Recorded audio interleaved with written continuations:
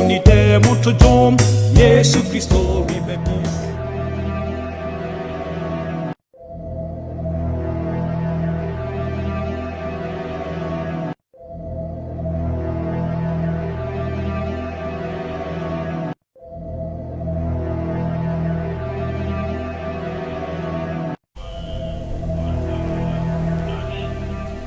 For any etie for yede erade yesu nchia ema mo nyina mamoadwo bisasa mo ho tesan yegiri se erade adawoma mo ho ye na yegiri se ye nso ye ho ye erade adoma wode ya ba fidikase yesu de ne ye ka se asadanka yeho adin fi se wa ya de kase amaye dwumadi a wone gusu ehwe eye almost of evangelical group program ide ba wakwan so ya wada ifiada ene memenda na yakotwa so prophecy seekers enso ebranda enwumre bia ewo Mamba TV na enwumre eye double part ene yede ba wakwan so ya dadofo a moto yankra ehye yenkran na mo sandi yankakra se mfantua airtime ke da mo ase papa efise mo nkran hye no boa ema ya hoodin mu yedru enti enwumre ye kasa yeho a enhyiramo ne titiru ene club 100 Nesro club 100 no eye botaye ye krope pa ochawo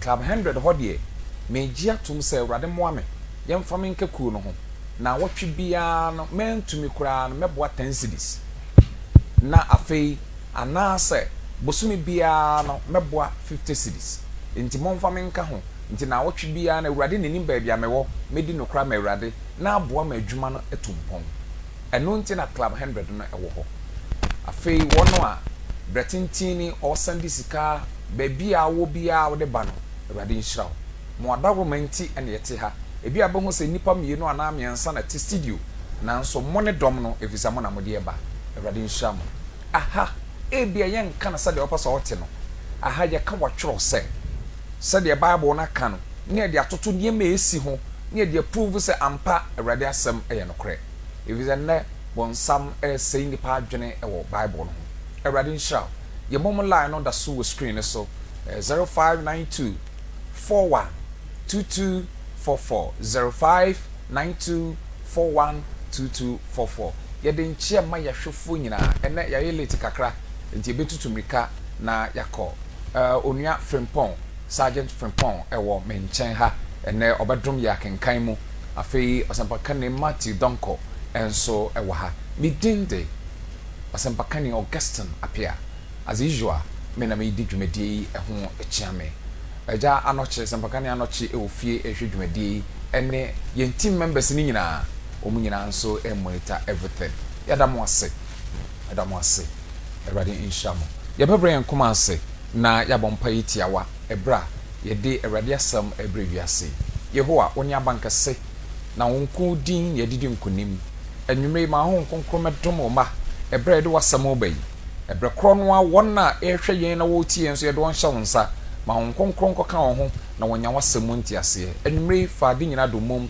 erade nya agenkwa Kristo Yesu din mo amen yeda yahwefo ase minim se production the number number 2 screen so opese what the WhatsApp message eba for the beba na fe yetumi akenkan bia na suggestion bi ana bibia yede amamo si ewie wo live a yede video no koto Matt Donny TV meso tie nie Matt Donny TV MATTDONY on YouTube Matt Donny TV on YouTube dwuma hodo ene nsem ni nyina abuhu wo ho o download a ana subscribe a na fe wa download na etimi abo mesre adofo se momo bebre request videos ana video na mo ye mo fan send me yesre mo video no ebi okra 30 minutes mi ntim fa WhatsApp ma wo sabe o mo adawroma credit aye to every week e de research ahodo no ebu ye kom nti se bia me de video aye bia 1 na 2 hours video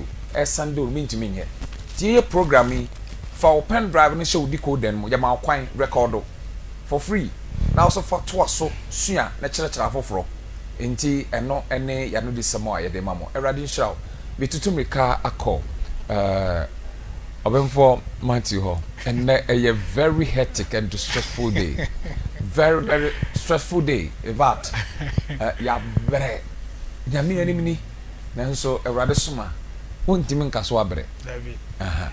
if so nim so wobetimi nti na odo ba yes nti ye de awurade ase so ode aba na otwi nyina tafo nhia so SDF4 efre ye team no nti wona akosi anamu nti na otwi yenim se awurade na mo so ade dwuma wo ho ho fo ho tesan In fact osofo yeboa okay SD sofo ho sofo yeboa okay one na yiri ma me sofo na me nim no kure me chia wo mo ya de okay o ma ya de pa but asompanimfo a wo kuro saa soro mu ho no eda yakopon hum e wo baabi oh yes yeah na sometimes we reba kwa sa adwuma ne ye gya aboye so nanso wo mo ye adwuma ho masa me call saa soro no madwena sesa saa ho oh okay madwena sesa wo praise the Lord bebre ho praise the Lord yeah okay odifo yakopon hira wo no yere chia asafoma no nyina oh okay omo an yakopon adaroma odo mo ho ma asore no se yakopon se ontintim mo ase wa asore no okay nyame ayebi wa ye ni nyina ya ne e kan hwe se makasa de madwena sesa okay saa so na me ko bu madwena sesa madwena sesa okay na me hu se asofo no bi nyame asofo praise the Lord yes asompanimfo no bi nyame asompanimfo okay na asoro no bi nso ye nyame asore all right me ko ho no mako hu okay na nyame nko a ahoho a a follow program no e ba ye nyina di adanse ye yes asore ho nyame wo oh okay akopon hira sofo ni asompanimfo a obodi sa asore obaje di se me so ma visitor mpen o ma koho akoye 1 week program pen I check a crab I think it's the last year and the enyanwa omni asambakafo no and kita mu die na very very good ma bibi crack I say papa bi e wo mo no that church no mo prophecy books ni mu pa na okoy na home pa na eda kasa no tumi say omani age oh okay no ma ya attentive me ti onya na me hwe wo mo pa say o say o de na so it is super glue no okay all right okay eda minua go surprise me we say okay and surprise bi o ho say and my birthday hey but obi anim and ya wawoda and ma woda na my birthday hey any asam na yiro na obi say me na man fro an kan san no de o ka kire mfikyire mfuna mam so ne yete and my birthday oh ye de ho ase and also your August born me ye wo me August me me sa to so nwotwe and I'm sad Augustine nti me de ni etu pa wo de etu me nti me sra dofo say omo bompa omo bi am my right August for your hu ya pa August for your hu ya abin so obaya usua ajima don konso oh okay yeah me second born and then Obaya Owusu Ajiman Donko all right oha okay second born and then baby are papa nam bia or me nam okay cause ne papa birthday tinya agro onzo we sia far ho no de to nya za go to wa fan ho dey aso on dey birthday yes nti me jina me birthday so na me dia chia okay ura iri grace Ajiman Donko all right ma be Donko e da say nana ye boa abra Donko o say akoto Donko ene mame Owusu a okay Donko me mani di no all right mo ye fo okay me say nyakopon say enhira wo de ama me ne no o ma bi ntra me fie ne fact me da me yire ne me maase all right na me da obi bia o concern me life so as mabusuafo nyina nyakopon enhira mo okay wona me no mu ko school wona me no mu ye adwuma omo am no mu kwa asore omo am no mu to dwom mo am no mu kanya mesem me mantem mofo me kuro mufo Ghana ewiase nyina nyakopon hira obi a okay say mo na nyakopon na mo so a mo ye yesi okay yehowa ya de yeah the radius minua the new world order and that message na ye beka no okay videos na ye behwe no e ka me kwa na nka ya hwe sa hey o birthday no package na o dey ba no e ka ongwa nge ahwe ya hwe sa video no ne ntia meka sa ne se ye nim se wiase na ben ya yimfo nyini ahodo bebre yes nanso ne nyame mmahunu na wotwe mu no eda wo de se re to so a okay fo ene atiefo a etie bi hu de wo kan ye the most current yes within this week ya information current ya yeah chrono na ye ma update yes ye ma update and ye ma yeah okay na ansana no yenka bibi fi roman fo ngoma etire nwotwe nchemu aduonu mienu onia sergeant frimpon be kan man etire nwotwe nchemu aduonu mienu etire rade asem na yenim se abode nyina penepene na ekro awo bedru nneyi okay amen abode nyina epene erepre awo oyisu west mienu bi ewom okan brofo no a oyisu traveled okay and oyisu grown okay grown na offer mean a year brof meaning na it's like say obi e make complain yeah and I heard travel no a it's like say obi wo pains enti nyame pese wo kire yen say ewiase nyina abode nyina e make complain obi e complaining say bibi besi oh okay ya we can say say nipa ka o no tumu a onu nyankopon obenya ne abo enti say obi ye na dwen say ombeso obehu say Kristo ba ye yimfo nyina hodo bebre a e kire say Kristo eba a ejina Lucas mpa etire duonu baako ne gichemu a eye aduonu num ekoso ne duonu nwotwe nti say enipa kura kan no tum say beka say Yesu ba epo beka kire yes ewia beka kire okay that is great na ne meka say ehu pa ni eda ye call school ye ba wiase yes ye ka kire yen say ye were 24 hours in a day yes and sasada yes since creation yeah and na science for ka kire to be specific geography for aka kire say ewiase no ye fra bibi rotation bibi etwa ne ho yes okay enti ewiase no e rotate on its axis na kwan so onam ne kwan so na eko isi bibi so na etwa o twa no sana science for ka kire okay na eduru daytime no a eyisu 12 hours okay eduru anadwo a eyisu 24 hours eduru anadwo a enso ye 12 hours and 12 hours na abeka bom na ye 24 hours yes 12 to 12 all right oko bible ma e 6 to 6 na aye one day okay news item here that's why you beti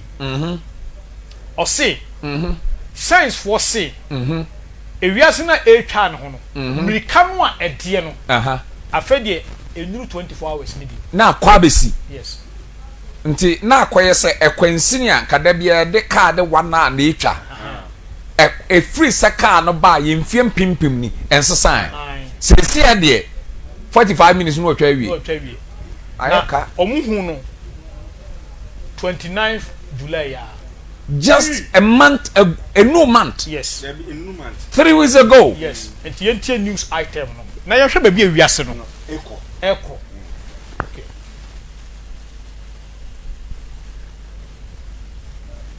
oh what is that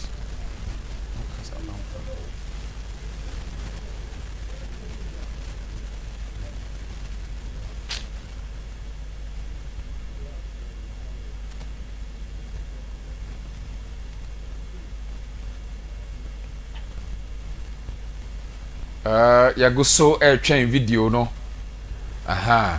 you go so airtrain video no na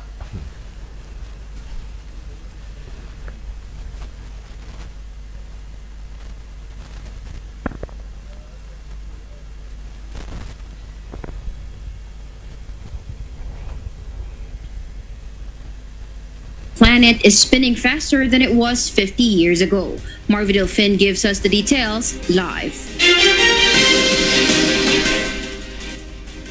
Yes, Marvy? Kath, scientists revealed that the shortest day ever recorded on Earth was on the 29th of June, with the Earth reaching a full rotation 1.59 milliseconds less than 24 hours. Earth's relative speed rate has been increasing in the past years and since the 1960s. 28 of the shortest days ever recorded are all from 2020, July 19 being the shortest at 1.47 milliseconds less than 24 hours. Due to the increasing rate of the Earth's rotation, astrophysicist Graham Jones warned that this may lead to the first ever negative leap second, meaning we would be removing a second from our atomic clocks. This, however, would have significant impact on IT systems, as it would be a source of pain for those manufacturing hardware and software which depend on timers and schedulers, Meta researchers say. According to scientists, there is no certain reason yet as to why the Earth is spinning faster. However, some answers range from climate change to the planet's imperfect spherical shape. Back to you, Kath. Thank you, Marvidal Finn reporting live.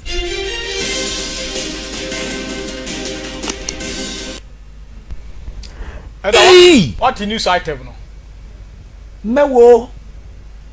Natural sir, driver yamano 120 kilometer an hour. Yeah. Say wako 150 160 dia natural sir, e dia na di nanim. Accident. Or say it is rotating faster than usual. Sade etie no e kontam chance ah. Yes. I don't say first ye the nimu na say. Your sometimes it to me say shorter the longer night. And longer night. Longer day. Sana ye di nimu. Yes. Na we dey I say aye be before kra ma ye hu bi kra Mewo. Ni panyin sem kra da. Mewo. Only say science for hu ad kra e omo se omo ni reason bia. Omo ni reason bi omo dey explain. Yee. Yes. Just 3 weeks ago. Yeah. Yeah, AC wo wiase no. Say AC there. Say wiase nka say san na tikura nka enya me nwanwa. Yes. Yo. Afi yentie se ne onze osa kan say ebe affect computer system, okay. software, na asifo nyina. Yes. Because you onze mo the time na ahyehe. Everything is going to mess up in the world. Hey. Wow. Yes, that is the news report. Wow. Enti Sunday wadwe ya osa abo 12 no. Yeah. Na wiase na abo 2. Yes, etwam. Makana fidie so say the Bible ahye ho nkomo e ba no yenima yenkope wo edade Wellington boot. Ni enhye nto ho. Na menim ba bia Bible kan say nyanko betwa na no so no say bi ni dia menim. E bia na no be kontama ma so atwa. Do was a way more expect climate change UK 2050 no. Was a swat 28 years. Yes. Yes. Enti e ka bibi kire ye. Yeah. Afeyente news item we so. Say na we so sika no. And our final story for this evening is about time. Time dictates our lives.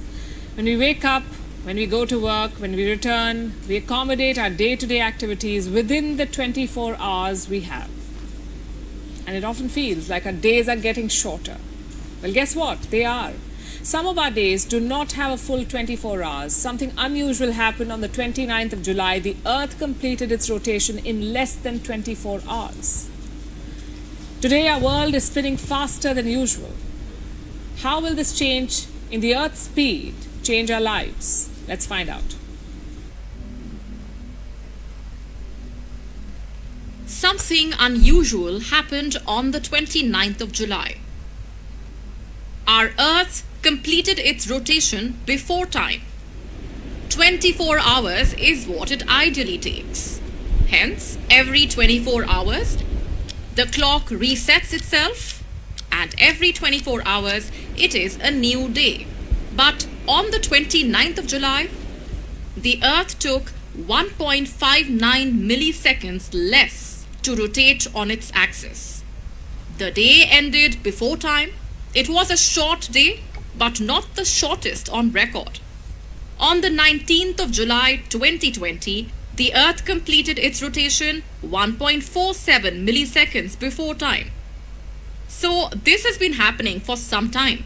The Earth is spinning faster than usual. The obvious question is why? Scientists are offering a range of explanations, starting with climate change. They say the Earth may be spinning faster because the Earth's poles are becoming lighter. Again, why? Because of the melting glaciers.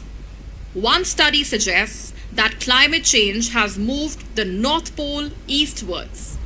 In the last 4 decades, the pole has moved by around 4 meters. Another theory points at seismic activity.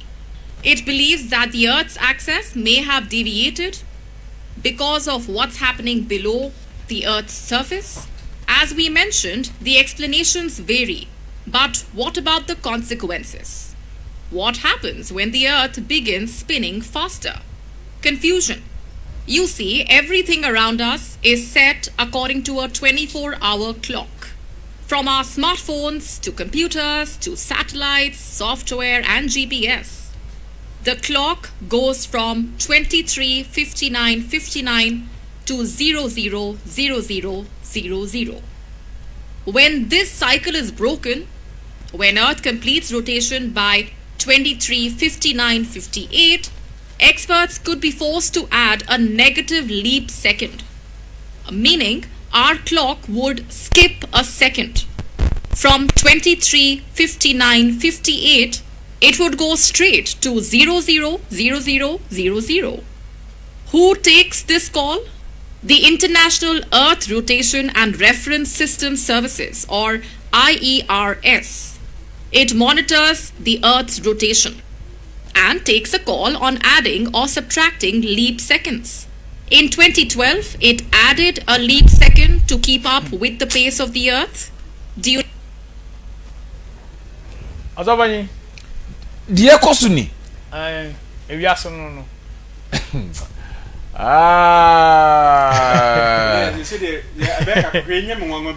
Oh, yes. Bepo. Ejeti mi ato. Ejeti mi ato bepo ni ma. Enye wira ne gusu na ehye. Eno kwa bele kamede ba hapa na. Enye dua ne sisu na ehye. De ebeyi. Bepo na nkasa ne gya na yede. Edem na ehye. Na se asase no etru mi ka de. Etu uzai. Ne enwonwa ne se obi be ka se ne nkofo metena se obi bia climate change. Uza ekama se bibia besi wiase bia ye hye climate change. Nti ye hye ho mra de na che asama ba. Yes. Climate change no ye hye ka se awurade na ye de be. Eka ye. Okay. Eti nipa ebe hye climate change no ho mra. Eti climate change no mbe hye ho mra no a omudi akɔhye lada to so ye kwasi ada so mo. Masa say omunya nanso ade no wia na wodidi agro a ewiase spell. Nothing can stop it. Yes. And metia sesia na bibi ma bin say on say wiase ni etramika no ena no enso ye. Yes. Ana wo hwe wiase so ye dey 2 days ena ye dey ehome ye say every bibi weekends Saturday Sunday say Sunday wiase ni nya enti enyem nwanwa say Sunday lo ye be yi Saturday na frum na aka 1 day pe I say you know say hours no na e me nya days no this and hours no so dia say better day days no so better wow kokro ye no enso ye yes kokro mbebem ada eniema atiefo mo yenso nyamso mu ye ebi say makasa ye yimfo nyina yi ma ye research aye na sa na wotwe die na ayi wo ya ye ka no sisi ayi die in fact dangerous serious ada you news item the third video. Yes. All right. Germany ensu kesia eda Germany ade a kyen omukoya fish won suru nyina mu Ghana de esi o mo se amanfo kotu sudi ho de yentu sudi ho nti esese ewiase tiase de ntiase ane ma na sisi yes nti yentie video no. Turn to the Polish-German border, where authorities are rushing to identify the cause of a large amount of fish to die in what Germany's environment minister says is likely to be an environmental catastrophe. Tons of fish have been washed up along hundreds of kilometres of the river Odra. Both countries believe a toxic substance is to blame, but have yet to identify it. Well, Katarzyna Koizar is a correspondent from the Polish investigative journalism website Oko Press. She says other animals are also affected. It's really serious. We know about thousands of dead fish as well as beavers and birds. We don't know yet if the contamination does any harm to humans as well, but it's forbidden right now to even get close to the river. to swim in it. We also have some reports about dogs who were swimming in the river in Wrocław. It's one of the biggest cities near the Odra River. So the dogs are right now having some major health issues. So we know that it's serious, but as you said, we don't know what it is.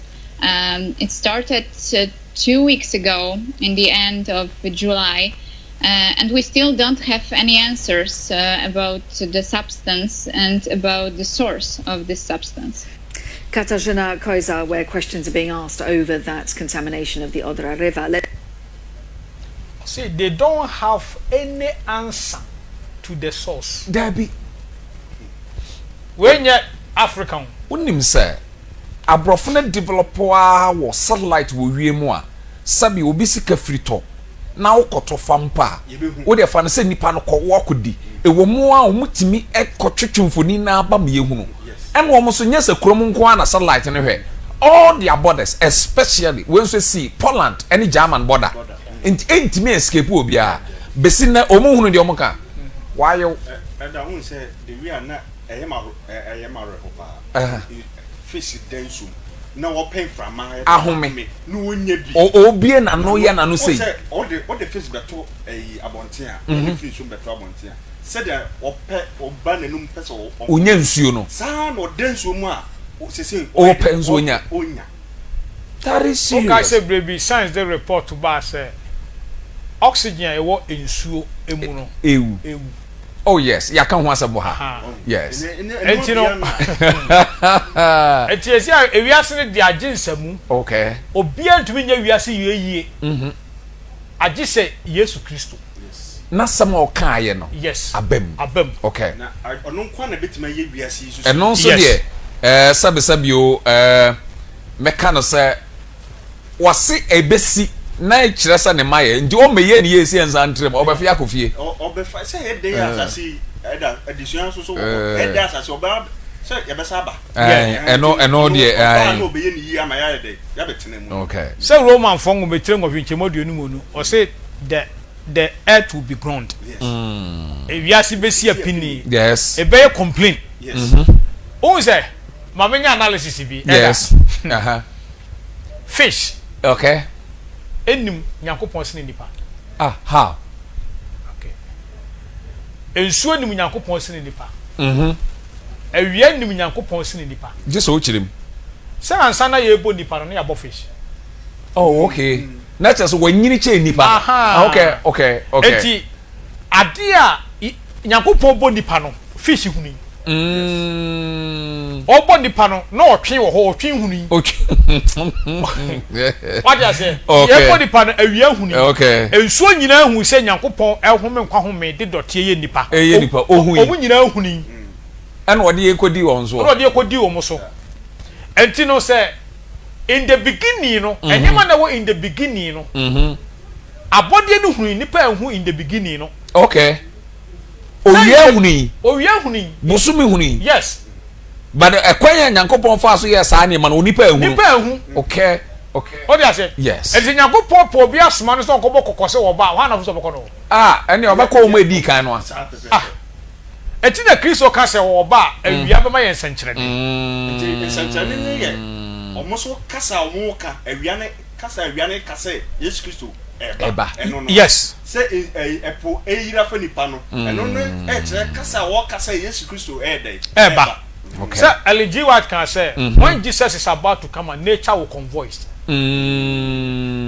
what does say ombesi apini omuba kasa eti nature is talking eti no ka kire yen say se pesi ehu nyame ya you should be closer to nature what kind steps to Christ yes yeah okay what does say okay se pesi ehu nyame a eti no say Enoch no bompa ye sa home e we say ohun nature bia no yi nyame aye yes ohun nature o se bom kro ne kochena we kai sabre obi ani abre kutire bi nam ko kupa so that say enti ya akra we ntefre nyina yes and to put the best prophets at this time nature obeka de esi nyina so for mu ya no kwafo wi ase pa this time nature obeka de esi nyina akere yes nyina akere on twa atro yes o me pay bibi no why dey wakodi yes and o be craft eda menua yemkwanim news atam ya to aso yi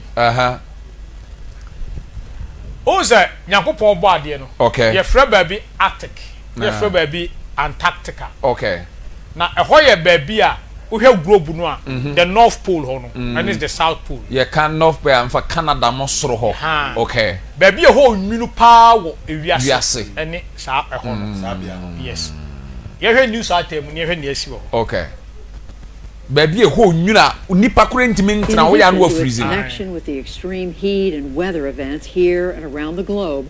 Climate change is also having a measurable impact on a much slower moving development, the loss of glaciers and the melting of the ice.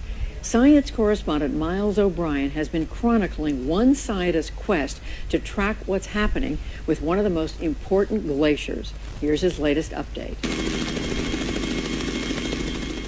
It was like a scene from Star Wars when climate scientist David Holland finally made it to ground zero. Just absolute insane fun, and I actually thought I was going to die. We flew the helicopter through those crevasses. These ice canyons are in the Thwaites Glacier in Antarctica. It's the so-called Doomsday Glacier, and you are seeing it in its death throes, as close as anyone ever has. This is perhaps the most important glacier in the world in terms of its potential impact this century. The size of Florida, Thwaites stores enough water to increase global sea level by almost 3 feet if it all melted, 10 feet if the ice it helps hold in place slides into the sea behind it. And here the ice is melting at a stunning rate, 100 meters, more than 300 feet a year. How long can it last? That's an excellent question. That's really the one we're pushing for, is we want to have, if you will, an ice forecast. Without an ice forecast, which we currently don't have, we have really no insight into our future. Holland is a professor at New York University. There we watch some scenes from his epic voyage. Year after year, he risks his life here and in the Arctic in pursuit of elusive data. For starters, he wants to know the water temperature below these cracks. But the probe holding the instruments isn't breaking through. There's a thin film of ice, maybe an inch or so. When you drop the probe, it hits the ice and it won't go through it. Finding a way through that thin layer of ice was the umpteenth challenge in a litany that he encountered during this long, unpredictable, and yet serendipitous Antarctic campaign. This was the most difficult mission we've ever been on. They arrived in Christchurch, New Zealand on December 20th. It took 3 weeks for their COVID quarantines to lift and their equipment to arrive. Ready to set sail next week? Yes. All right. Funded by the National Science Foundation and its counterparts in the UK, Canada, and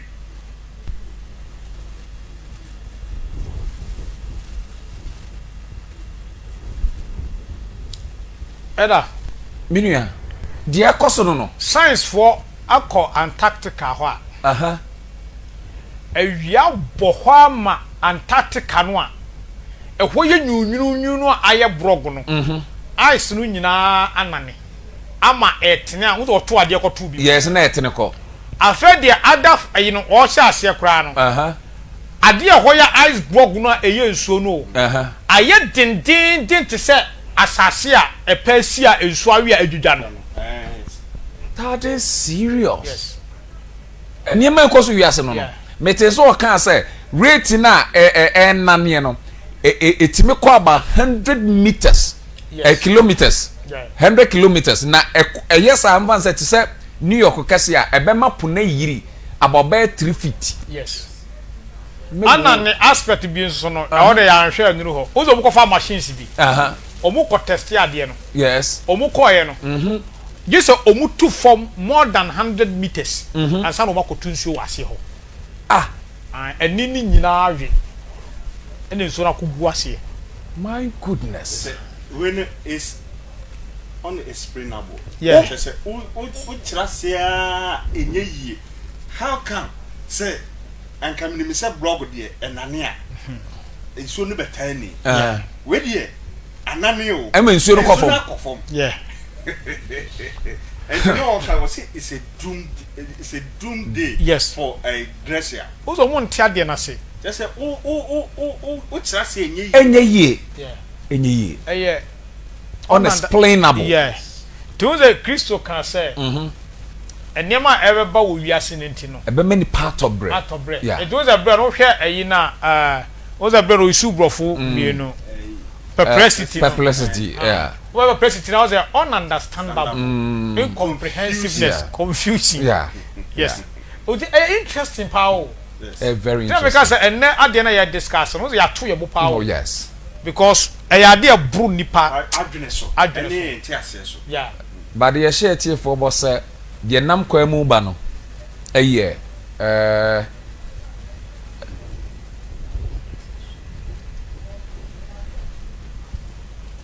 the nam kwa mu ba no eye chenwe eda news item we ye fra apubi Dead Sea ai ewiase nim saa epo no Dead Sea mame ewo toaso ewo Jordan any Israel important ho Dead Sea yeah na manfo kwa ese woni ye oyempo na ko gare a na asawo ya de asede ana sapon de miminim pa wo kono se e mo asoroche kwa etai ho di epoa e mo asoroche eno no de nti e friend dead no say abo bi enim oxygen nim nti ta ho din na eye po enye su kese tese bia like bosuntwe o eye po ne nkora batani bia nti ebom okay ye danya ne ya news ni ni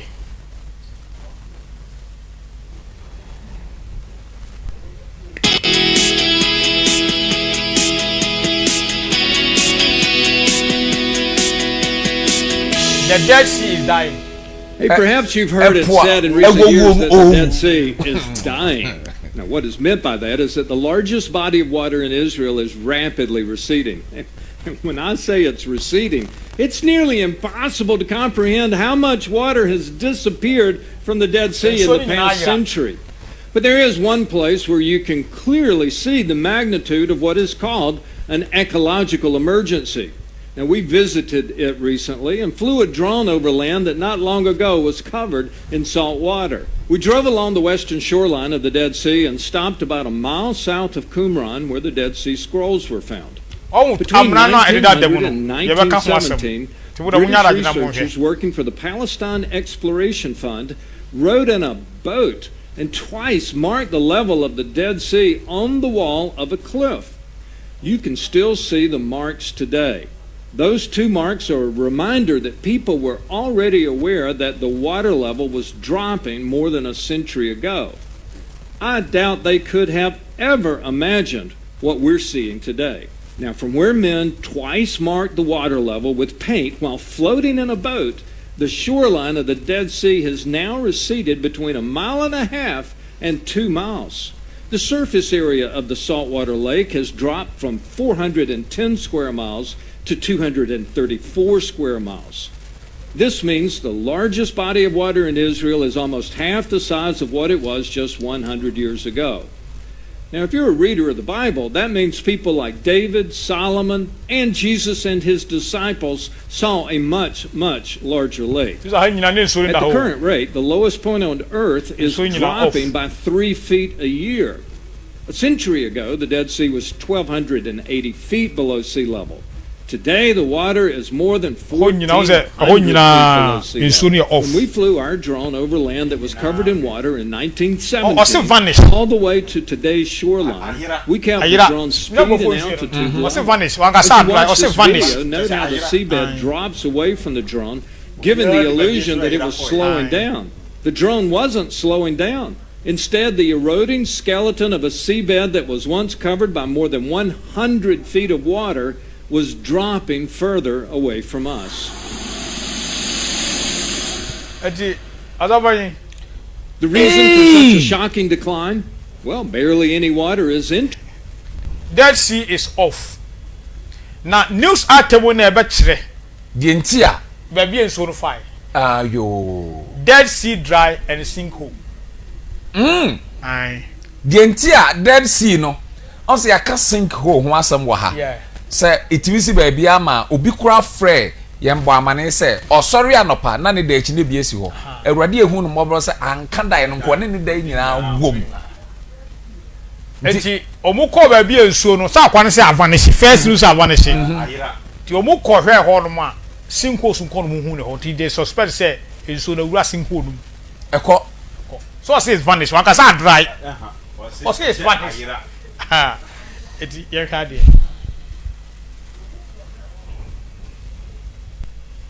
The Dead Sea is an amazing place. It is a wonder of the world, and it is dying. As you will see, this is not an exaggeration. This video is going to talk about a disaster that has been going on for the last few decades. If you drive along Road 90, the road that leads to Masada and Gedi, you won't be able to ignore it. I have baby Senkrofo ekɔ hwɛ hɔ no ma hɔ recreational areas. And I will also be showing you some In this video, I will be talking about what caused the disaster, whose fault it is.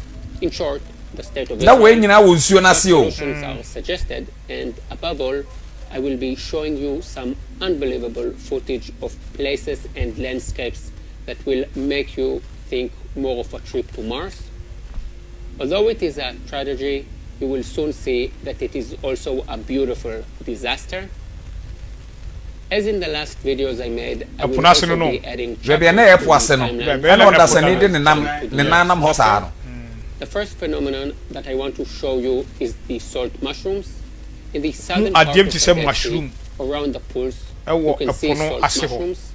They are salt that has crystallized around non-organic objects. The mushrooms are the only site you will be seeing in this video that is safe to visit and that I can send you to go and see for yourself.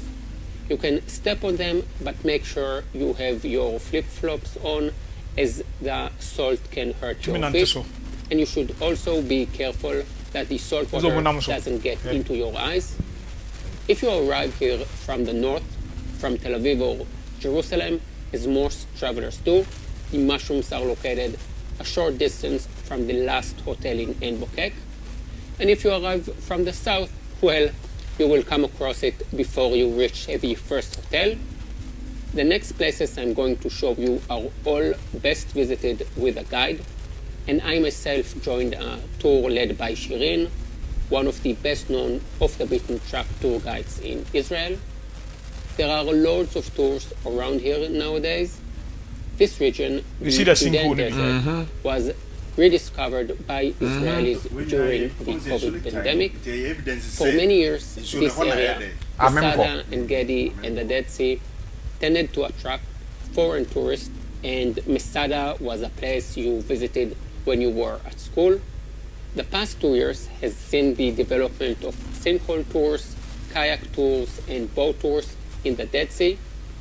I joined Shirin on a tour, and most of what you will see here was filmed during that tour. So these are the topics I'm going to talk about. I will leave information below the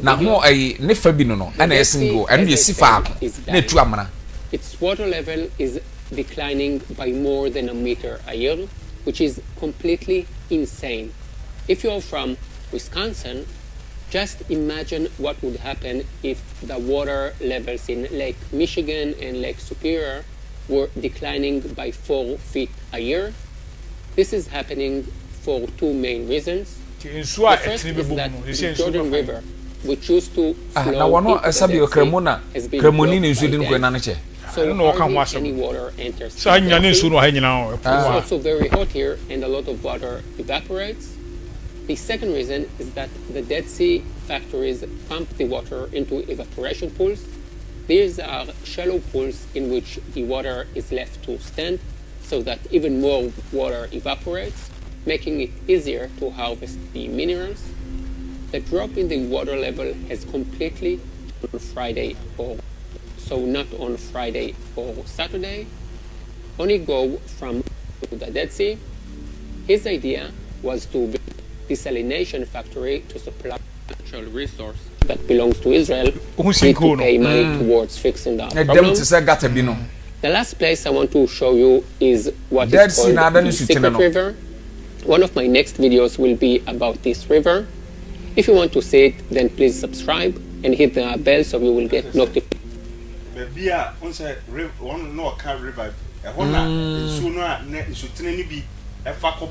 Dead Sea. They say, I know I've done a gata. They say, in your coin, I'll boom. Dead Sea in the movie. There be a near my echo, so yes, I don't know. I was for say, a friend was joining any year. Yet, now my radia some so catch or said, yes, you can or Luke chapter 21, verses 25 to 28, you know, a bem way nim heya. Na a don boss a reas we can away. Tis all I doing such a be a net. Yet twasso near the year or young brain. Your purpose in the say, okay. Climate change gospel no. If we are say to if we are say air come once a yes. Who did diagra? Agrobedu. Ti a home be a bano. And you favorable. And you favorable. Okay. Because omu ayi nyina according to Laudato Si no omu ayi nyina ne say yes se wiase ehome kwasiada ebema sa ne managei beba sa ne managei na kire say o maame yaru awowuo na doctor aka kire wo say kopa nka atwade bra ne mfama nini ne ho beto no no wakoto so obi kura bie no ogbo ne bo no ne obabonaje there be all for the bobo obabonaje Toma boss menton. What they call your mamma? The Ehwasam near Namu. Yes. Okay. Tina American Ibano. And the white can't say. Near a day, if we are saying we are no bebano. I had the issues between Memendasum and Quasarasum. Tietia. Okay. I assume you know we are saying. Yes. Quasarasum. And Memendasum. Yes. Okay. And the ye catch we are say. Laudato Si gospel no aye sustainable development go no. Enema we na empanifo e de bebo ho ban. Enfunso bi ani ho. Okay. Baba bi enfunso no ewo no ne se. Adentina Nyankopon ho beda etoso da etoso nson. Ewo ho. Ewo ho. Na ye pese etu enumom no gu. Nye kofa foforo ba. Nye kofa foforo a ebe sha na Nyankopon e ma ho kwai. Ehon na ye problem no oba de ma ho kwan. Yes. Abode e kofa aba. Yes. Can no bet my solution to the problem na. Yes. Okay. Ene me gina we. Se wi ase be from se me na metuma ko nsu agu. Da si mu am na ye ma. Na o se me koma eye ma meko. Se ankosha me nda nko ade ameko. Ekwasha me nda dia. Ekwasha me nda ne dia. No go gree. Ende. Ene de lalai. Ehon ni issue no. Asebi ni nyina an. Issue no na wo. Wo hwe press enimu a. Nyankopon de ensese bi eto ho. Ana kro Israel etimi omo no mu diso na ye yie de. Ema wo. So what I say. Okay. Na ye yie ma wo. Okay. Na ne ma ye de ekopepepe de. Ema wo. Okay. Ana se wiase so e de omo de ye de. Eba. Ana omo de kototo de Nyankopon ye de. Aka no. Okay. Omo de kototo ho. Ana wo se na Nyankopon de ne ye de eboa. Ti adenji ne Nyankopon Nyankopon de no. Meme hawo no. Okay. Meme hawo no. Me wa wo ba no so odi Nyankopon kuro na di na eba. Na sam no de wato atwene. Mo se eno no boa de a adenji na. Why don't you go there? Mo to atwene na makofa foforo aba. Asem ni nyina no. Asem no sa na ti o. Akwa bispa me ponta anyin. Ti enye ayi no Laudato Si no ye tan. Okay. Ana nye sustainable development goal no ye tan. Eno nye no nye yen hawo. Ana climate change no ye tan. Eyen hyehyeye a eye. Ewiase senti ye nyampanimfo obetuma ye wiase ni ya. Enyamfomso. Okay. But memenda no a omutu agu okofa kwasi ada na besi ho no. Ede mra beto ho no say wansom a eho no ne ye hawo. What you say? Me problem no ho na wo. Eho ene wo. All right. Okay. O se na ye ka say ewiase nyina ekọ meeting. Yes. Owo free Paris agreement no. And omuko United omuko New York. And omuko sign ratification. Okay. What I say? Yeah, tell us. Eto mu wie ratification no. Omu anwio. Okay. And omu ba kro bi a ye fro Marrakesh. Morocco. Okay. Ha. Na me kwaya research kakra bi wo ho no. O see UN Climate Change Conference. COP 22. Yes. All the Paris dey near COP 21. 21, okay. Marrakesh dey near COP 22. Okay. Omu ko 7th to 18th November. In fact, now omu ko say no omu focusing on action to achieve the commitment of the landmark Paris Agreement on Climate Change. Omu ko Marrakesh no na kire say omu ko make sure say the omu share ye no omu nsabeka. Yes. To achieve. Omu de susu dua bia dey. Na komo omu hwe se nkomo betimi aduru sa susu dua. Yes, pepe. That is the landmark. It is susu dua be no mu disi ho. Ano ni asam no. Susu dua no nie. Okay. Or see, countries set a deadline of 2018 to finalize rules for implementing Paris Agreement. Or say 2018 mo na man no share a day twato. Yes. Ahome twato say eno de duru ho a ese say ade bia o Paris Agreement no omutimi de ye adwuma. Yes. Eno ano no. Etu wo hwe or say the UN Climate Conference concluded here on early Saturday morning. Has a issue.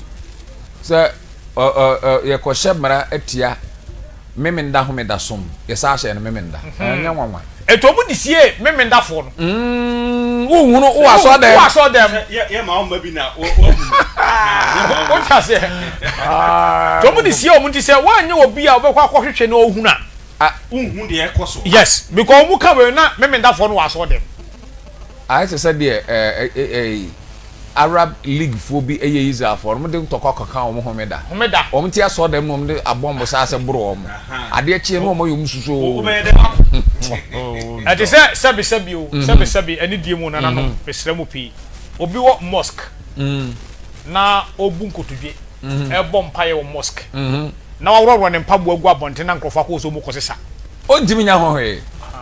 Ya onyam paibo no onyam paibo no obedu ati eti sa no pe no mu di sa de wa ye home de siefo ye kwa memenda what ya saw them news kura bia wandie do na omuko enenie Saturday morning with negotiators from over 190 countries amman beye wo ha aduokron na one won ekodi za kasubo setting a deadline of 2018 ka say 2018 aye da etwato afi etwato to finalize rule book say krata bi ofre no rule book no emu bibia wo mu bia no wo de bedi dwuma for operationalizing the Paris Agreement enu no obehwe e de di dwuma e wo Paris Agreement enti nhihye a omudi bedi dwuma ama Paris Agreement no ayeye no enu ni rule book what I say eto wa ye say 2018 dear a deadline. Yeah, the Paris Agreement no la that to see where you ebe ye adwuma. Okay. And after the na Mati wase pa. Okay. Eti ya Marrakesh. Omo ko Marrakesh. We Morocco. Morocco he ya. Africa he ya. Ya yi na sabaya ahwefo bi no beti ase nti na ese sa kwa echi kakra. Obi fresh se wantimi anhwe. Nti dodo no afrenti na ye pese ye kwa echi kakra.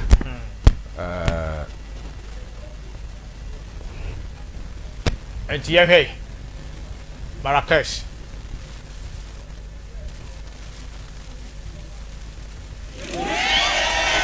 Environmental groups such as Greenpeace have welcomed the united front displayed by nearly 200 countries in Marrakesh in the face of Donald Trump's campaign threat to quit the Paris Accord on climate change. The UN negotiations have concluded in Morocco with an agreement to hammer out a rulebook by 2018. Last year's accord left many details vague, such as how countries will report and monitor national pledges to curb greenhouse gas emissions. The final text also urges rich nations to keep building towards a goal of providing $100 billion a year to help developing countries. But some agencies are disappointed by a lack of concrete targets. I'm a little worried about the lack of financial support to help poor countries adapt to climate change.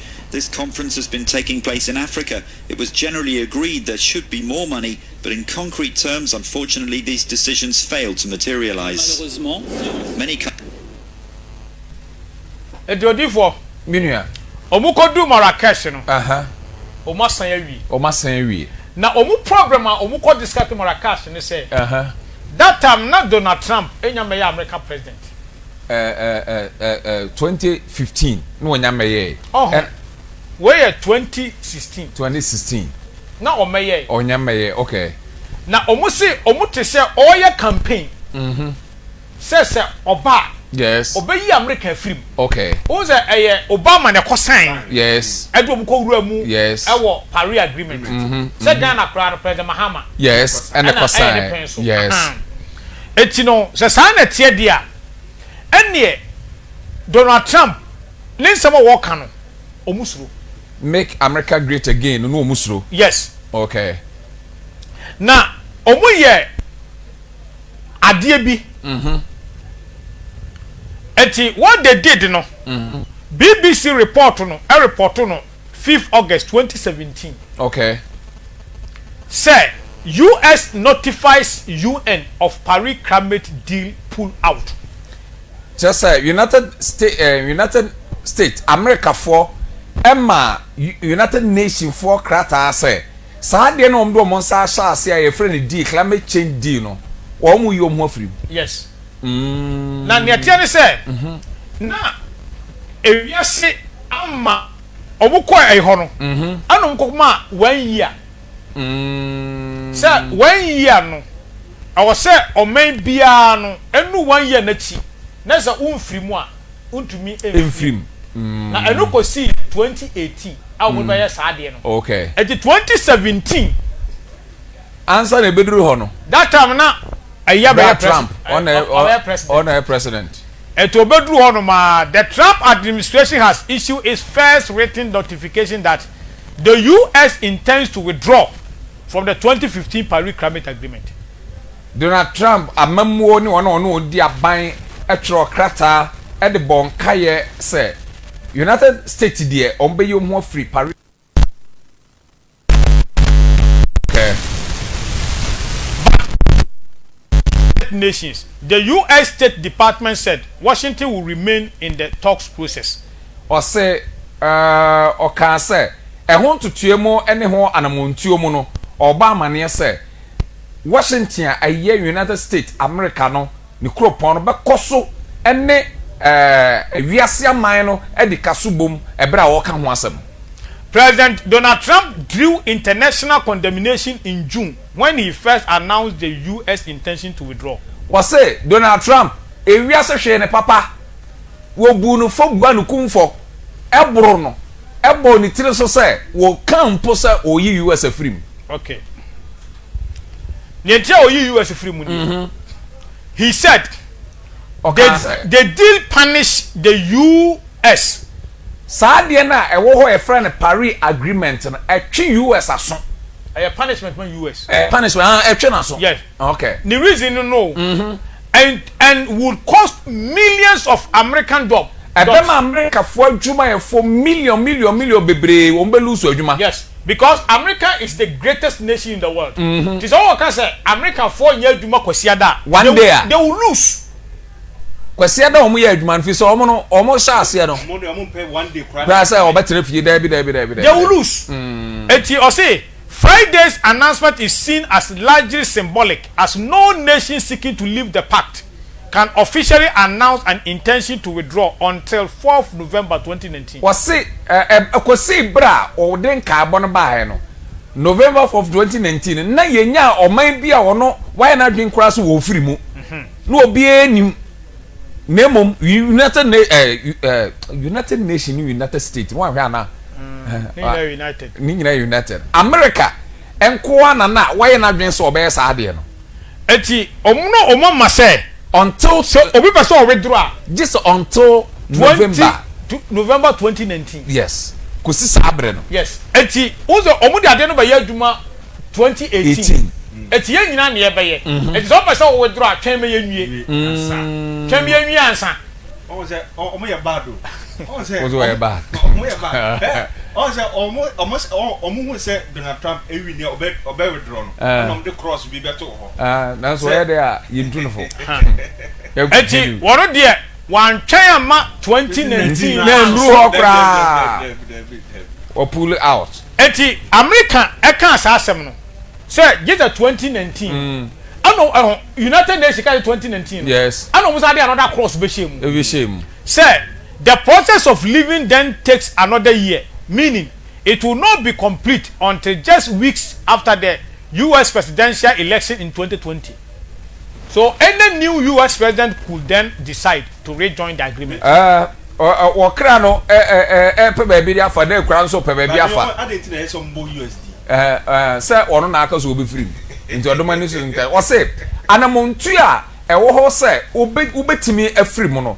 UN mo bomodia sa dwedwe no esa kan say this 2020 ansa na aka so obi free mu a ofiri mu kura na tira say ukasa wu free mu 2016 a another 4 years that we need obi foforo bo obetimi asa do ayede aba be shem enti kosi 2020 achiri no ansa na be free mu ayede ofiri dabi o yes ana na tie any say obo so free mu a free mu 2019 yes na o free mu 2019 a wo sa wo another kwanya so we pass aba kosi say America for beto about 2020 1 week achi obeto asa be join ni kofu we krono ana say wi obeto aba join ni what you say natural say ye trickle because no nim say eye dan ya esese Donald Trump lose no obi ba the first week na osade America be shame yes oh okay the next any new US president could then decide to rejoin the agreement at the time I ever called the year 2020 no information no we are simply phone him say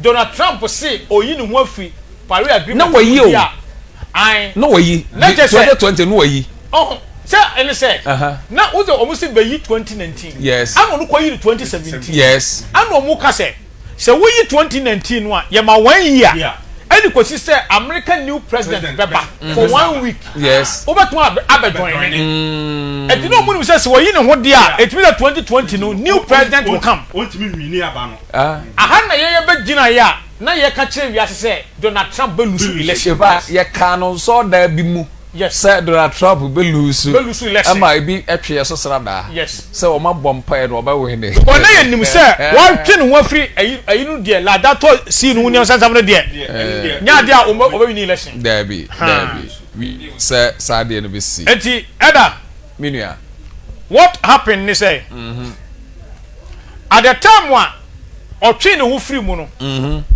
o ma anwie o ma nya yo ana mo call another meeting 6 to 17th November 2017 almost say meetings nyina na eye sa date bi say no ko no minum ne enti o ko ne sa ana o tim rika na o ko Germany bon ana o sa call another meeting okay COP 23 eti ye ka say at the time a ewiase gi sa ne ma wenu nyina atum no kire say na ewiase ayetimu na temu adu ebrena so ikruwa ayema abuso etiyetie brai duty to protect America and its citizens. The United States will withdraw from the Paris Climate Accord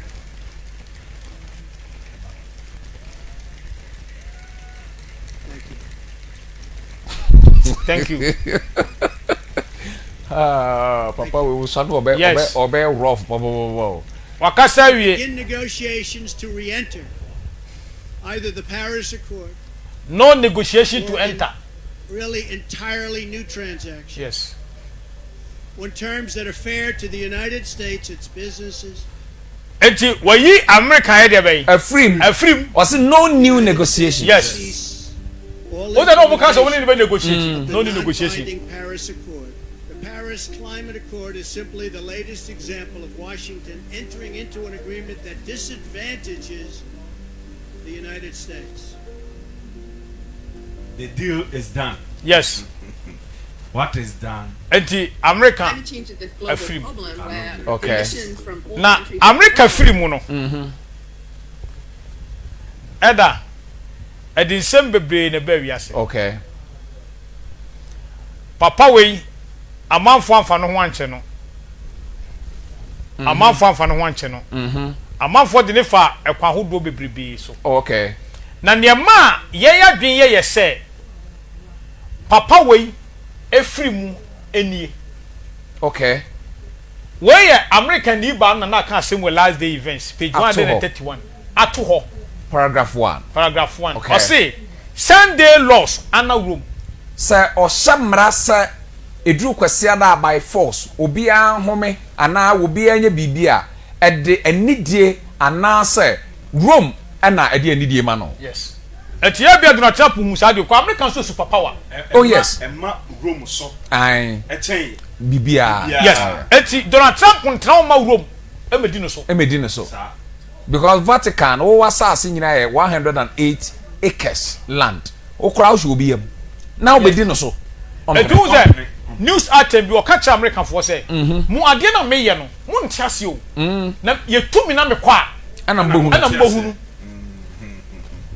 also when the leading churches of the United States uniting upon such points of doctrines as are held by them in common was say ebra and sorry akese a ewo United States of America ebeka on ho bom ewo botaye ba ku bi nkyerɛkyerɛ ba ku bi ho no shall influence the state ombenye nsunsanso wo man no so to enforce their decrees anema eye omo no nkyerɛkyerɛ anaso omo ahyade no oman no baba be hyem kena and to sustain their institutions sabeya omo enkurabata ahodro no enu mom ne begina then Protestant America will have formed an image of the Rome hierarchy ene na eba no sa pe a America no ogira say Protestant wono de omo obi akwa so nsom de no pe na afei wa ma Rome to say oyi ohoni e de ama Rome esom no and the infliction of civil penalties entiba no sa de a emrato mu asotwen upon dissenters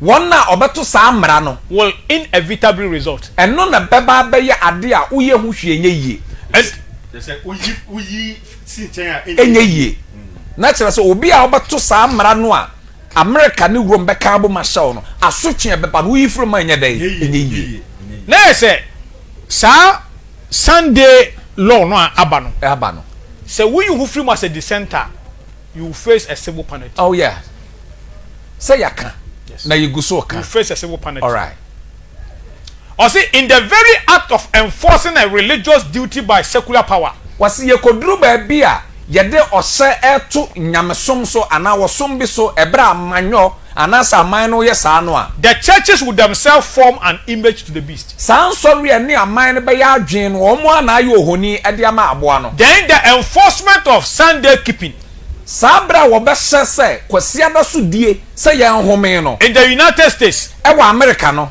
will be an enforcement of the worship of the beast and his image and no na ba be o hye yansom aboa no ani ni honi no eti yaka the image of the beast here is about what Sunday worship titia ye demra asem se si ayen fa mra meto ho no de enye noa eda se na ya kan nyina enu ni an na kira se ye ma ya twefo antimu yi fi se dom na itie yen yeah sabere obi ko asori kwasi ada Sunday a yen ka se waje the mark of the beast dabi nemom ye kodru bi se bia wo chena na wo twe sene ana abosom se ya hye se ye adopanti o se die nti odru kwasi ada obi an home by force wa anye no ye betwe waso de a na kire se kankredo ko yes ye odru the mark of the beast okọ tie waje ye kind of simple 666 waje ano na ama for better ase pe okay eda na eno na omkoye no omkoji tu mu na se ye eno yi echi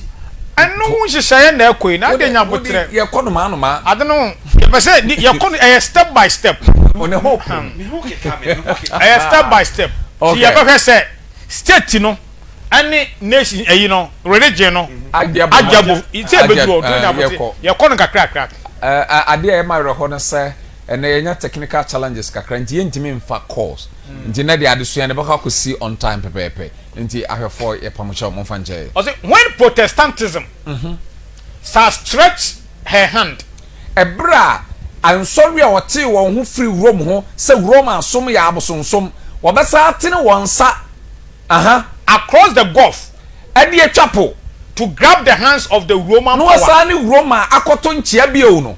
When she shall reach over the abyss to grab hands with spiritualism. Ebra wabama ne nsa so atene ni mu atwe ni mu atententen akwaje ahonsam atomo no. Enti we no. Protestantism no. Yes. Wo hwa ase ya. O say a Protestants in America.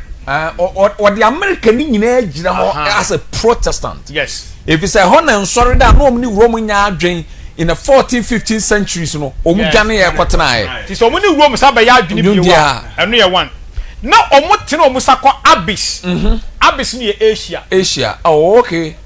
To grab hands with spiritualism. That's the mysticisms in Asia.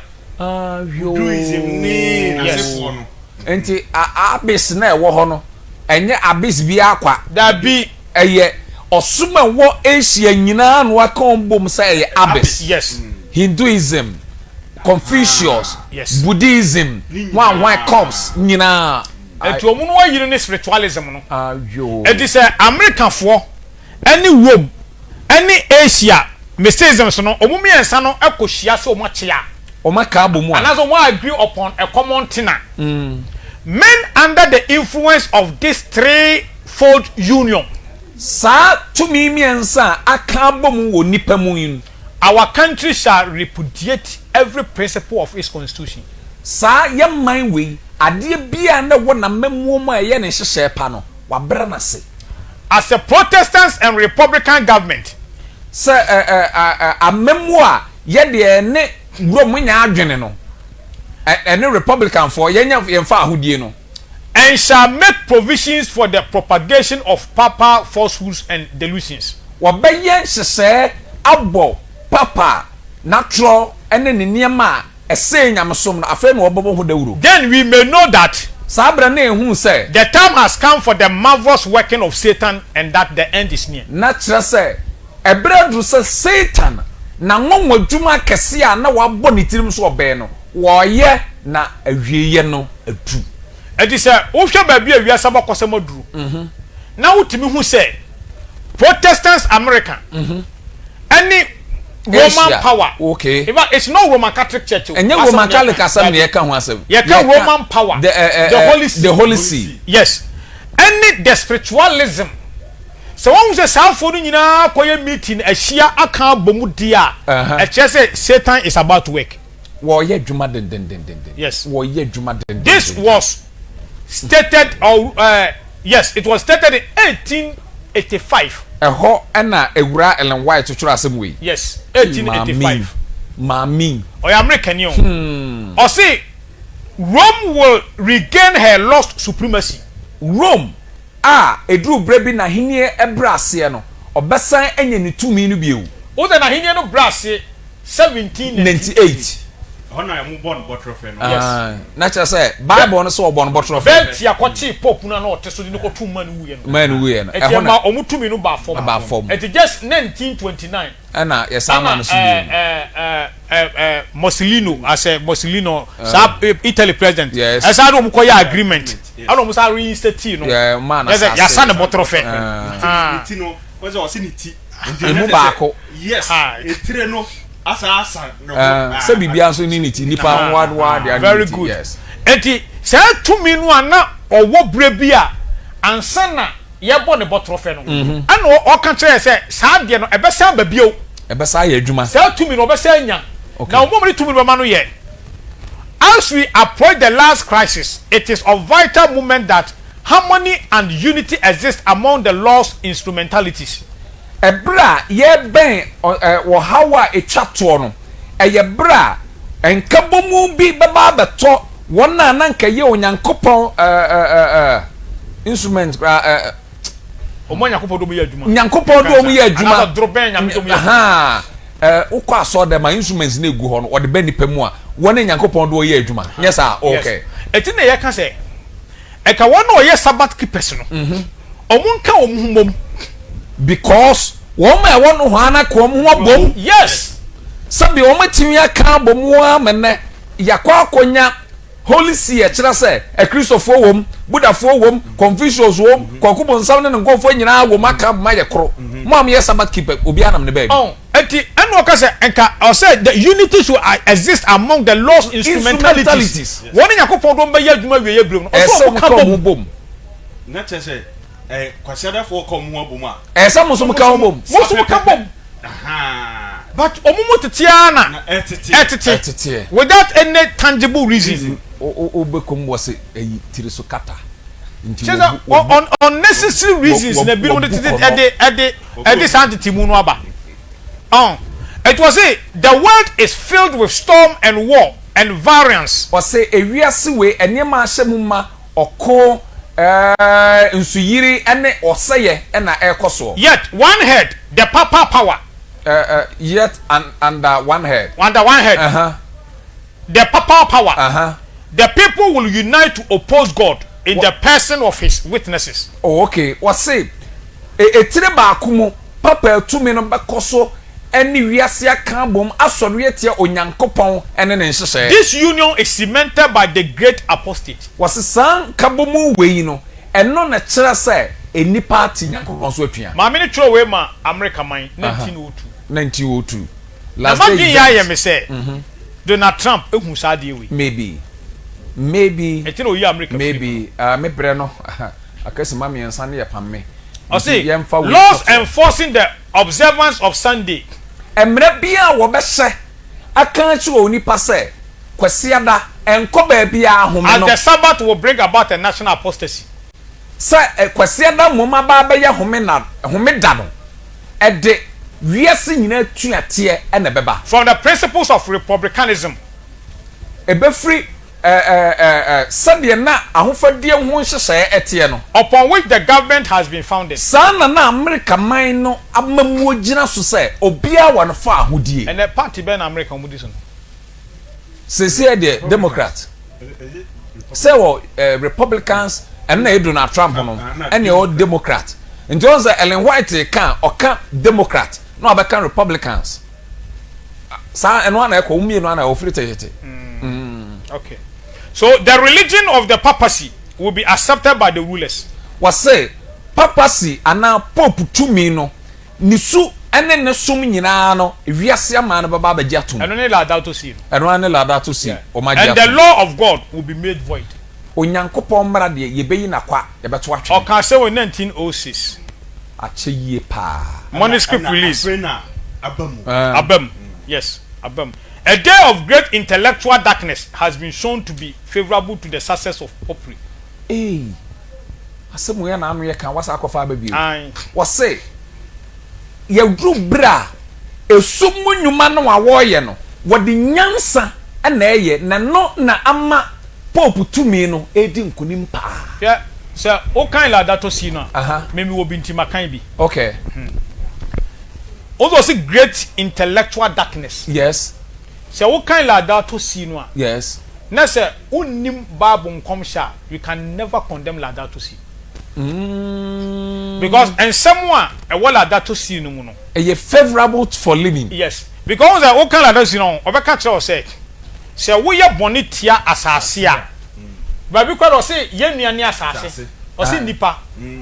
Earth is our sister. Baby so say ye ma me ne asase. It is a sister ni asase ni mu na ofri bae. Yes, bone enye ni ya. And na wo ye bone tia no. Bone enye ni ya. Me want say bone enye ntia asase o. Tia Nyankopon. Yes. I say it will yet be demonstrated that a day of great intellectual light is equally favorable for a success. Nti ordan wadi say me pacho for hobra bium na me hwe na ordan wadi say sade yen wiase we etie no yede nyansa anase nyansa han wom ene kwan ya befa so obetimi ama niam nyina ayeye 1844 et who kind great controversy me bra na so Ellen White say the National Sunday Law will be in disguise. National Sunday Law yede beba nipa nhunu say no a me pa cho me bra so okay. On say a sword in darkness. And I said the international also great intellectual light. In the movement now in progress in the United States. And among two no ashase o US to secure for the institutions and usages of the church. Sabeya obenya institutions no ekuakuo no to me ene asore no ede the support of the state. Sabeya oman no so ebeboa. Protestants are following in steps of papists. Protestants for kane no mo bo Roman for tiri so no ene nam no manam. Nay. More, they are opening the doors for the papacy to regain in Protestant America. Hey, nyo kanyina na se wabia wapono na wama kwan se afeidie die na ewo Roman mu a na omo se yenyo no afeidie na ye na wa true momfamra. The supremacy which she has lost in the old world. To me na owo wo wiase dada ni mu no enne assign the amani. And national Sunday law means national apostasy. So kase ebre bia du afeidie ya shamra ma atokwasiada ho wo de kwasiada bedi dwuma asam da wo so a na kire se wiase nyina atiatua to secure popularity and patronage. Sabeya obeju watu nji legislators will yield to the demand for a Sunday law. Wana wa shamra bebre won ho ase ama kwan se afeidie won hye kwasiada mra. By the decree enforcing the institution of the papacy in violation of the law of God, our nation will disconnect herself fully from righteousness. Ebre obe shamra din ama ye kuakuo ama se afeidie emre free pope ho ne anyintum ne etu nyankopon de ato atwene no e kire se yamman no yi ne ho afiri nyankopon ho kra. Etina Donald Trump o twe America free. O ka se America on tiase on pene. As the approach of the Roman armies was a sign to the disciples of the impending destruction of Jerusalem. Sa quote we me mfansi. Production ma me warning ye brana so.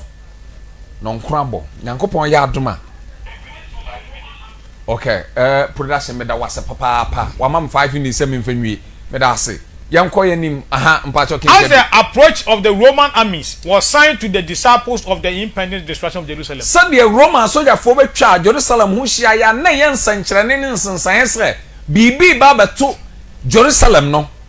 So may this apostasy be a sign to us that the limit of God's forbearance is reached. San nkyerene we ada obetim wasum se ke ya shamra sa na obi enim na akọ adwuma kwasiada utuka kwasiada uye bibi kwasiada sa unye soja ni ana police ni awo duty ana doctor awo duty na ujitum se kim na kire se onyankopon homobro na doya wo ma wiase no asi. We must take a firm stand that we will not reverence the first day of the week as the Sabbath.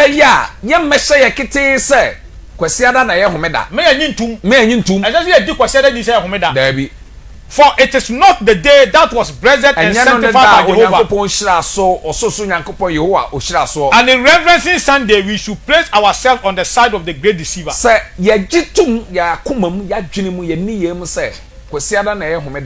Yene bonsam na ato kese. Enti saa de na wala dato sinim no. Obi a ye hyem na obagya tum bia no. Wagye seseses. Enti ye ma hwefo atiase se. Sabe me wo ho kwan se me decide se kwasiada me nkwa adwuma.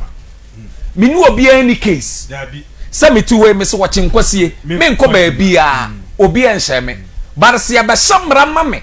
Sa chinchina tinafie kwasiada ho na asem no wo na me so me gitum se ene sa mrani nti me nkwa ho na asem no wo. Okay, when the law of God has been made void and apostasy becomes a national sin, ebra onyankopon bra wato atwere na atuate abe omamu ni nyina no, the Lord will work in behalf of his people. Onyankopon be ye adwuma wo ne nkofo.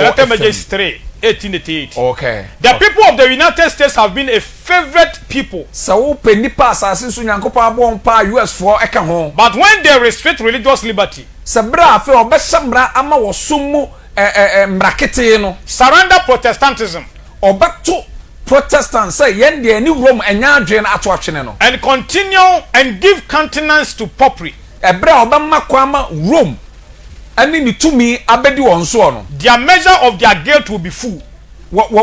Sabio womboni a waye ti Onyankopon no ebeya ma, and national apostasy will be registered in the books of heaven. Onyankopon be twere won mramu anasa ne nkata am osoro se omamu ni nyina ati. We okano 1893. Eda no yefa we ni sia ne discuss ne yaye no. Okay, eba eda asoma ya kan nyina no from next week ko ya be bo home videos. Okay, videos a kira say afei de ansori no any Roma ya adwen ensuma ego Asia nka ya aboso nsuma omni Kristosum ni twaka no omni Kristosum aka bom ama nhyehyɛ no guso emara no wahye nya afa nu obɛhyɛ no ye de ho video beba ya bɔ ni nyina ho videos okay ye de ho newspapers nyina beba ama nipa hu sɛ asɛm wo ya Ellen White ka kyerɛ America fo no abamu ana sɛ emem ahwefo ebraso na ye de Awurade ase sɛ wo hwɛ adwumadie yi ye koso asram sɛ bosom na book of na nya book of ye de ni tiribate nti momola no da so wo screen so ye sramo mwada worma ye dan mo 0592 412244 ye mpai bo no sɛ mo a mo tene mo nsa aso dwumadie mu ye ho nyankopɔn nhyira mo otamfo de nsa kam wo dwuma Awurade mfa ne din no enka otamfo nanim na onyemo mfiri mo mo a maye bi dada ne mo afe na mbeye nyina ye ho nhyira mo papa nyankopɔn ya adom a ebrada 7 to 8 ye be share on Mamba TV na fe yawada 7:30 to 9 o'clock ya saba Saman TV ha enti ye de ha ye de si ha na ye che adofo nyina abusua ni nyina ye che obi a nyankopɔn nhyira mo nyankopɔn ya adom a ye be share ebio mesre me de obenfo Matthew number no atodwa bia na obi o bibia ya makwan 0244 96 29 84 0244962984 meso me number eno na ye WhatsApp no ensese me sa abobio so opesa wonya bibi anasa woka ni nyina akwanya wo ho yeda mo ase yakopon ya adoma ye be share bio bye bye